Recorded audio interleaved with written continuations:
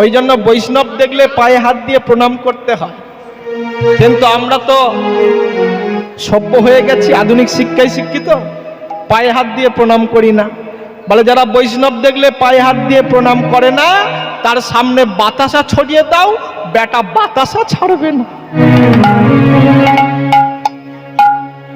তুলে নিয়ে টকাস করে মুখের মধ্যে দিয়ে দেবে। ওই যে বাতাসা মাটিতে পড়লো, বৈষ্ণবের চরণ ধুলি লেগে গেল, ওই বাতাসা ভিতরে গেল, কৃষ্ণ ভক্তির উদয় হলো। এ ধুলোটা জাটা ধুলো নয়।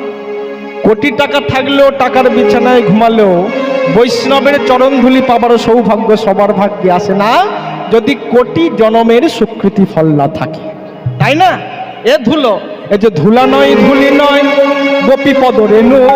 ধুলা নয়, ধুলি নয়, গোপী পদ রেণু। ধুলা নয়, ধুলি নয়, গোপী পদ রেণু। ধুলা নয়, ধুলি নয়, গোপী পদ রেণু।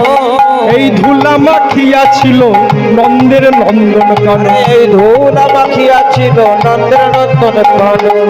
এই ধুলা মাখিয়া ছিল নন্দের নন্দন কানন। এই ধুলা মাখিয়া ছিল নন্দের নন্দন কানন। মাখরে ধুলা, মাখরে ধুলা, মাখরে ধুলা, মাখরে ধুলা, মাখরে ধুলা, মাখরে ধুলা, মাখরে ধুলা, মাখরে।